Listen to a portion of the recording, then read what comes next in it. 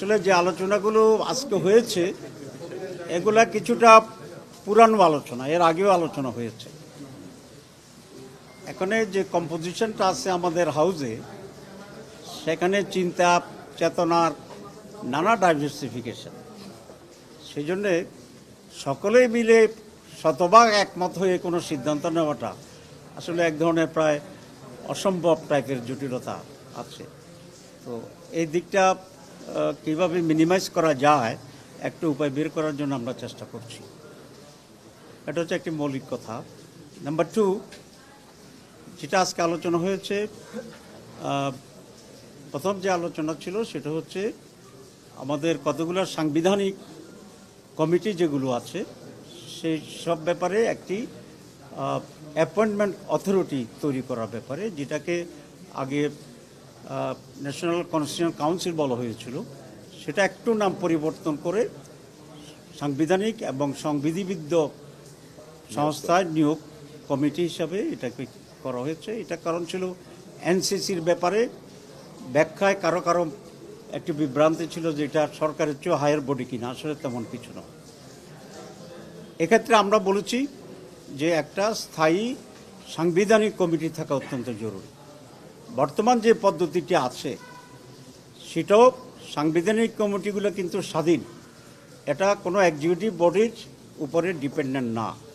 যেমন নির্বাচন কমিশন গঠন করা, তারপরে আমাদের দুর্নীতি দমন কমিশন গঠন করা, পাবলিক অ্যাকাউন্টস কমিশন গঠন করা, ইত্যাদি ইত্যাদি, মোট 5-6টা। আগে যেভাবে হতো সেটা হচ্ছে প্রত্যেকটা কমিটি নিয়োগের আগে একটা সার্চ কমিটি করা হতো। সার্চ কমিটি প্রস্তাবনা তৈরি করত এবং সেই প্রস্তাবনার ভিত্তিতে প্রেসিডেন্ট এটাকে নিয়োগ দিত। তো এটা বলার জন্য ব্যাখ্যাটা এই যে সমস্ত কমিটি কখনোই প্রধানমন্ত্রীর অধীন ছিল না এবং এক্সিকিউটিভের সাথে এটা কোনো রিলেশন না, এটা ইন্ডিপেন্ডেন্টলি কাজ করেছিল।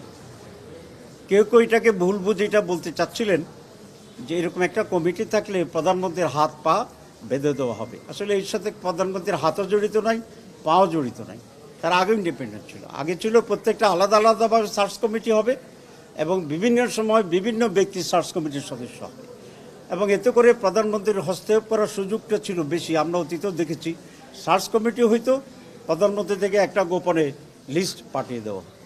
এটা রোধ করা খুব জরুরি।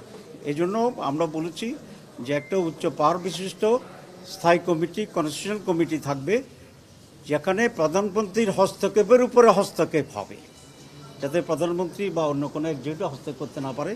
এখানে প্রধানমন্ত্রীর ক্ষমতার সংকুচিত বা পরিবর্তনের কোনো ইস্যু নেই, কারণ এটা আগেও ইন্ডিপেন্ডেন্ট ছিল and it was never under the prime minister or executive. 3 দিন ধরে এই আলোচনাটাই চলছে, কিন্তু কেন কোন এই ঐক্যমত হইতে পারা যায় না? আপনি প্রথম বলছেন যে আসলে ঐক্যমত বলতে হ্যাঁ, আপনার জবাব দেব। তো সেই জন্য এই কনসেপ্টটা ক্লিয়ার হওয়া দরকার যে এই ধরনের একটি বডি, কনস্টিটিউশনাল বডি গঠনের মাধ্যমে প্রধানমন্ত্রীর ক্ষমতার হস্তক্ষেপের কোনো সুযোগ নেই, আগেও ছিল না। এটাকে এনশিওর করার জন্য এটা করা হচ্ছে। 2, এটার যে কম্পোজিশন, সেই কম্পোজিশনটাও এখানে ব্যালেন্স করা আছে। যেমন প্রধানমন্ত্রী এটা মেম্বার থাকবেন, লিডার অফ দি অপোজিশন এটা মেম্বার থাকবেন, স্পিকার যদি আপার হাউস থাকে তাহলে আপার হাউস এবং লোয়ার হাউসের স্পিকার থাকবেন। প্রধান বিচারপতিকে রাখা হয়েছিল, এটা আমরা মাইনাস করেছি, একদিন বলেছিলাম। তার একজন প্রতিনিধি হিসাবে সুপ্রিম কোর্টের একজন বিচারপতি থাকবেন এবং প্রেসিডেন্টকে প্রস্তাব করা হয়েছিল অরিজিনালি, এটা আমরা নাকচ করেছি, সকলে একমত হয়েছে। প্রেসিডেন্টের পক্ষ থেকে একজন প্রতিনিধি এখানে থাকবেন। সুতরাং এখানে গভর্নমেন্টও আছে, গভর্নমেন্টের বিরোধী যারা তারাও আছে এবং আরও দেশের রেসপেক্টেবল পার্সোনালিটিজ এখানে কম্বিনেশন আছে। এটা আমরা দেশের জন্য অত্যন্ত জরুরি মনে করি। দেখেন, এখনও আমরা বলি যে আওয়ামী লীগের ভূতেরা সচিবালয়ে এখনও সচিব রয়ে গেছে, তাইলে ভূতের আসর তো হয়েছে। এখন ভূতের আসরমুক্ত, নিরপেক্ষ, যোগ্য, মেধাবী, ডিজার্ভিং লোকেরা যেন এই সমস্ত জায়গায় অ্যাপয়েন্টমেন্ট পায়, সেই জন্যই আমরা অপোজিশন, পজিশন এবং আরও রেসপেক্টেবল লোকদেরকে নিয়ে একটা ব্যালেন্সড কনস্টিটিউশনাল কমিটি গঠনের প্রস্তাব দিয়েছি। এটার সাথে আমরা একমত। এটা হচ্ছে না, এই জন্যই বলেছি এখানে বিএনপির আপত্তি আছে। বিএনপি কনস্টিটিউশনাল কমিটি এরকম গঠন করুক, এটা তারা এগ্রি করছে না। তো অধিকাংশ, মোর দেন 2/3 এটার সাথে এগ্রিমেন্ট করা হয়েছে। তো আমরা এই জন্য আজকেও কনক্লুশন হয়নি, কিছু আবার রিফর্ম করা হয়েছে, একটু পরিবর্তন করা হয়েছে, করার পরে আরও কাছাকাছি আসা যায় কিনা, কারণ এগুলো অত্যন্ত গুরুত্বপূর্ণ এবং যত বেশি ক্লোজার হওয়া যায়, একমত হওয়া যায়, তাতে কল্যাণ বেশি। এই জন্য আমি রিফর্মস কমিটি যারা আছে পরিচালক, তাকেও আমি ধন্যবাদ জানাই যে সে অধিকতর ধৈর্য সহকারে, মাঝে মধ্যে অনেকের ভিতরে একটু তৈরি হয়, কিন্তু উনি খুবই ধৈর্য সহকারে আরও ক্লোজার করার জন্য চেষ্টা করছেন। আমরা আশা করি এটা জাতির স্বার্থে, স্মুথনেস অফ দি গভর্নমেন্টের সাথে, নিরপেক্ষতার সাথে সকল স্টেক হোল্ডাররা এটা মেনে নেবেন, কারণ না হলে আবার আমরা স্বৈরাচারের দিকে যেতে পারি, আবার সেই রাজনৈতিক দুর্বৃত্তায়ন যেটা, ক্ষমতার যেটা, সেটা আমরা যেতে পারি। আমি মনে করি এরকম সংস্কারবিহীন একটি নির্বাচনের যদি আমরা এগিয়ে যাই, সেই নির্বাচন দেশের পরিবর্তন আনবে না, আবার ব্যাক টু দি প্যাভিলিয়ন হয়ে যাবে।